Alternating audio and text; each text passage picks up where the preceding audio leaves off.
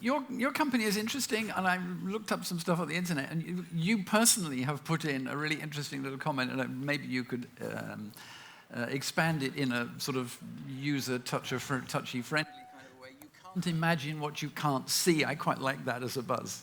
Well, I think that is when I started in networking, and that was, well, maybe 35 years ago, when there was actually no networking, and so everything evolved until what we're here, and everyone is looking in security and, hey, what's actually going on in my network? And I think that is what Niagara Networks is really focusing on. What is going in the network? And we are not looking in depth in that. We have multiple partners that are doing that, but we are enabling our partners to get the data to their appliances. So, and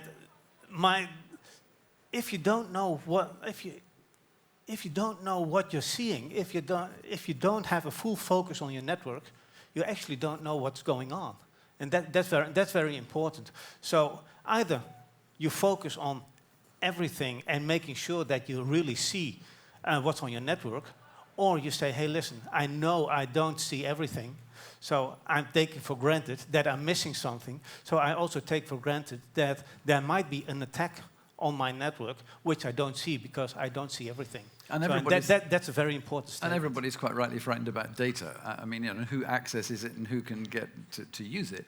And it's interesting because Malt just a moment ago spoke about data inside automotive. Yeah. Which is a quite important area for the safety of automotive. I mean, who's going to access it? But I had a conversation with head of BMW here in Slovenia some months ago, and I asked him a question about who owns it and who might legally in the future want to own it. I mean, you can see the idea of your annual car test will also be inspected by the police to see if you broke the law in the last 12 months. Exactly. So there is a big legal thing onto it as well. And that means that if you're driving and you plan your route and all this information is sent to a car manufacturer, who owns this data? Is it me as a driver? Sure. Is it exactly that? So there's a big legal thing to it. Yes. And that's I think that it must be lots of discussions about that. So who owns the data and who has the right to look into it, and what has to be obfuscated in this data to make sure that there's no personal information related, and it is... Because, I mean, ordinary users are obviously worried about that legal aspect and what might change in the future. Exactly. I ask you to go to the stage, please, and we will try to imagine what you're explaining. Okay. So, for now, we're looking at virtual services on packet brokers. So let's see if it's really, yes, it is doing something. Okay, so basically we're looking at security, performance, and monitoring.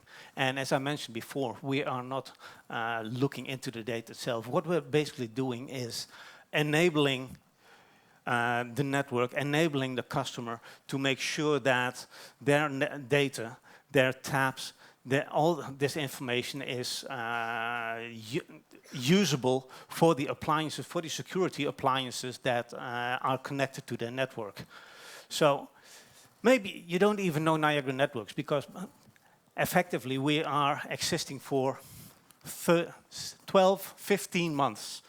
So Niagara Networks, based in California, we focus on scalable distributed visibility. And we basically a spin-off of a company called Interface Masters. Interface Masters is a large OEM provider for many large IT companies. And what we saw is that the visibility market is more and more important to the networks, to all the companies. So what we've done is spin off this part of the OEM and make it an own company. So that's where we became Niagara Networks. So we have a heritage of 25 years and purely focusing as Niagara Networks on the visibility layer, which means that we're not focusing on any of the data transport.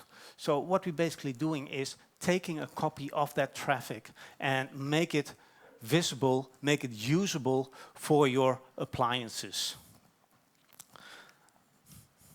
So And if you look at that, then we're looking at basically 2 deployments. Either out of band, taking just taps from everywhere in the network, aggregate that information that's coming there, and aggregate that to a packet broker or whatever, and make that usable for the appliance. The other one is an inline appliance. That means that take your traffic, take a firewall, and center the traffic through the firewall. If something fails, we will make sure that traffic keeps flowing, but added to that, we can make a copy of the traffic that's going through the firewall and send that to your security appliance. So that makes, for instance, the bypass switch. So usually your traffic is flowing through the network, through some firewall, a DPI, whatever. And if everything works okay, then we're totally invisible to your network. The only thing that happens is that we just forward the traffic through the appliance, or maybe through a set of appliances. We can do that load balancing as well, or whatever, and just take that traffic through the firewall. But hey, what happens if you make a mistake and this firewall is not forwarding anymore? Typically, it blocks all of your network. If you have a power fail in your network, it doesn't do anything anymore. Basically, so blocking all the traffic in your network. And then we kick in with a bypass and make sure that the traffic is forwarded, and still being able to copy that traffic to your security appliances. So if you combine that with some kind of packet broker, you can do load balancing across multiple firewalls, multiple IDSs, IPSs, whatever, and maybe even send just a typical type of traffic to a specific inspection device. Let's say you have HTTP, FTP, and well, maybe some other protocols, and they need to go to some IDS. Then just take this traffic, send it to your IDS. Maybe there's some other traffic that needs to be inspected by a specific firewall. Then take a copy of the traffic and send that to the firewall. And maybe there's another inspection device that needs both of them. Okay, just redirect it and send it to an IDS, for instance. And cascading it, or just making a copy, but just make sure that the traffic reaches the correct appliance. And maybe it's, as I said, sequential, but making sure that every device gets its information. And that's basic, I would say, packet broker functionality. But we would like to extend that as well. So we're talking about virtual visibility service enabling. And to do that, I have to introduce the N2 series packet broker. It's basically, it's a packet broker, it's a bypass switch, it's a tap, it's enabling your networks, anywhere from 1 gig to 100 gig. And well, many devices, many modules available, as you see, taps, bypasses, packet brokers. And what I would like to focus on, basically, is the new module, the Packetron. The Packetron is a Xeon-based processor module, and we can have up to 4 of these devices. Each device can have a forwarding capacity of around 80 gig. So we can do 320 gig of processing power in this in a single device, and give you, I would say, the extra functionality, like DPI, like URL filtering, functions that sometimes exist in your network on a separate device, sometimes need to be on a packet broker, but are not an integrate part of the chipset that is used. So you sometimes have to do something on a processing scale. So that's where we introduce the Packetron. But we'd like to do it more openly. As you heard this morning, open environment. And that's what we'd like to be as well. Because we're pretty much a small company. And as a company in a large networking field, you have to interface. And not only to interface, you have to be open and talk to as much companies as possible, much in network infrastructures as possible. So that's why we like to be an open system. And that's very much a unique feature in the market. We have some competitors that do some processing, but it's all in the box and it's all their software and their functionality. And we'd like to open it up. So first in deployment we had, and it was introduced last year in November, we did the traditional services: deduplication, packet slicing, NetFlow, IPFix generation. And for NetFlow IPFix, yes, we generate up to 80 gig of NetFlow on a single processor. Available since, well, Q4 last year. And now, a small step. What we see, and also what Gartner saw, 80% of the web traffic will be encrypted by the end of 2019. TrustWave, 33% of the malware uses some kind of encryption in their attacks. But also, hide-and-seek reports, 48% of the security operation teams do not really know what's going on in their network, especially when it's related to SSL. 67% of the security operations teams do see blind spots in their network. They really don't know what's going on in that part of the network. So they have to focus, and they know they have to do something about it. So the first thing that we wanted to do extra on the Packetron is Ssl Tls Decryption. And for that we developed 3 versions, officially introduced last week. There was a press release last week on the Ssl decryption, and we have 3 versions of that. So the first one is passive SSL decryption. What's passive SSL decryption? Just taking a copy of the SSL encryption. If you have the key, so basically that's protecting your own servers, because you have the root certificate of that server, so you can decrypt that traffic. But passive decryption is limited. Why? Well, take TLS 1.3. Most of the encryption schemes there do have ephemeral keys, which means that we have perfect forward secrecy. During the session, the encryption key is changed. So even if we know the root key, we still can't decrypt it, because the actual encryption key is changing. So passive decryption, basically only for the older protocols. So what we've done is create another one, and it's called passive inline. And passive inline is basically man in the middle. But there's one difference. We just take the session, decrypt it, and re-encrypt that session to the customer. So we don't do any security stuff in between, just decrypt, copy, encrypt. So it is man in the middle, but it's pretty fast because we don't do any security stuff in between. And then obviously there's the active inline, which means a full SSL decryption, full SSL inspection by any security device, take that decrypted traffic, send that to whatever security device that's in your network, either on the Packetron or on some specific device that's in a network attached to the PacketBroker, even maybe attached to a PacketBroker that's on a separate location, because that's what we support as well.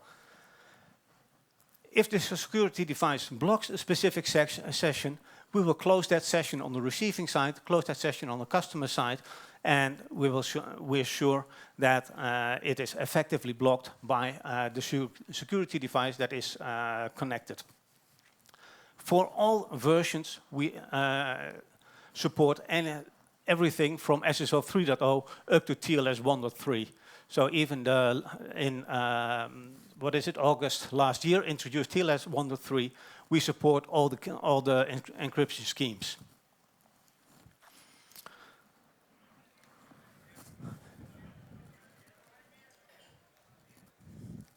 Please.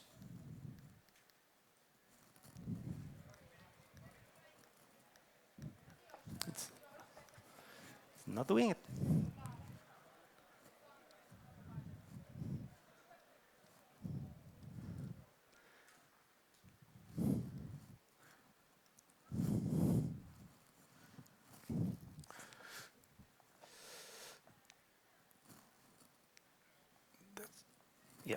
here we are.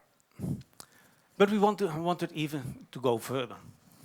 What we've done is starting with our technology partners and put their functionality as a package on the Packetron.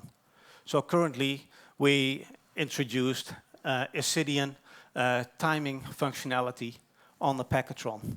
Allegro Packets Network Multimeter, a German company, supported on the Packetron.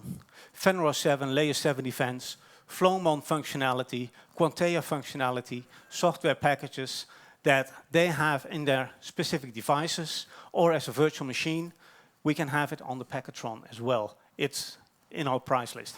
So it's real functionality that instead of having it on a device in your network, we can just add it to the Packetron in your packet broker and have that on a specific location, on a central location in your network, where instead of having multiple appliances, where you can also have multiple single point or failures of these, just take it in the Packetron and having the bypass functionality in the packet broker as well, we still have full protection of your link. One thing we've introduced as well last year is the network visibility controller. So having a packet broker is nice. Having 10 packet brokers is maybe a necessity, but then managing it can become a tedious job if many inspection devices are on one location and you have different inspection points of your network and aggregation points in your network. You have to create a lot of flows between your tapping point and your inspection point. And if you have multiple interconnections between these packet brokers, then it's a lot of registration, it's a lot of configuration to do so. So what we've done is create the visibility controller. Visibility controller uses all your packet brokers as just as a single device. You will still see them on your screen as multiple devices, but it's just a point-and-click system. I want a connection from this port to that port, enable, and you're done. So tomorrow I will do a workshop, and you will see the live demo of the network visibility controller. Just point and click and create what we call a fabric flow between two locations, and have the ability to do all the filtering and replication and whatever you do on the packet broker on just a single pane of management for multiple packet brokers, and these packet brokers can be on multiple locations. If there's a GRE tunnel in between, perfect, we will use it. As long as there is a connection between the packet brokers, we will use it and we'll generate a connection between two ports or multiple ports. And that's what we used in phase 3 of the Packetron and Packetron environment. And this is a little bit forward-looking. We're currently working on that, NVC as an elastic platform and SDN controller for security devices. So yes, NVC is already a fully SDN-aware and SDN controller. So we can be an SDN controller for our part of the visibility layer, but we have a full northbound REST API. So if we need to interface with some higher level SDN controller, some higher level management, anything you can do from the web interface, you can do by REST as well, and just control the whole Niagara infrastructure from some higher level device. But what we wanted to do is have all these functions that you would like to have on a Packetron, and that may be a commercial software package, but that could even be just some software that you've written yourself, something that is very specific to your organization, that is giving you information about your network, and you've written that yourself because it gave you the information that you needed. Well, we would like to be able to just run that on the Packetron in your packet broker itself. And we can combine that with any kind of software that is on the market. So let's take Verix, let's take PacketSled, let's take Palo Alto firewalls, just in the packet broker, and do all these functionality in just one single appliance, one single device. So an open infrastructure, and we mean really open, not only open to our partners, no, really open to our customers. That's what we're aiming for, and that is what we are promoting and having functional by, I'd say, the second half of this year. And if you have that, then as an example, take Netflix data stream. It's recognized in a network by the Packetron, and the Packetron will set up a connection between the entrance point of the Netflix stream and your inspection device or multiple inspection devices that are somewhere in your organization. And as mentioned, that can be on the same premises, that can be on another part of the network. We don't care. We just said when we recognize this specific flow, this specific data stream, and here I take a Netflix stream, but it can be anything, as long as we can have a recognition point, we create that, take a set of rules, and say, create an inspection flow to these and these inspection tools. And once the flow is over, we've finished looking at Netflix, we just decommission this stream, and so making optimal use of your inspection devices, and also make sure that you don't have a lot of, well, I would say, flow configurations in your PacketBroker available just waiting because you might need to use that, and it's so convenient to have that already, all these interconnections. And oh yeah, we need to look at it was that port, oh, and that was connected, oh yeah, so I need to enable that one. No, we recognize it, create it instantly, and when the flow is over, we just decommission it. Also fully automated. As mentioned, we do that on multiple PacketBrokers in multiple locations, so having a full visibility in your network on multiple locations, multiple flows, multiple devices. So the combination of Network Packetron and the visibility controller gives you a single platform, high availability, scalable and expandable, reconfigurable solution, and very important, open to third parties and customer applications. Multiple locations, dynamically and fully REST API enabled. So that is what we're aiming for in, I would say, the next 6 to 9 months. Thank you very much.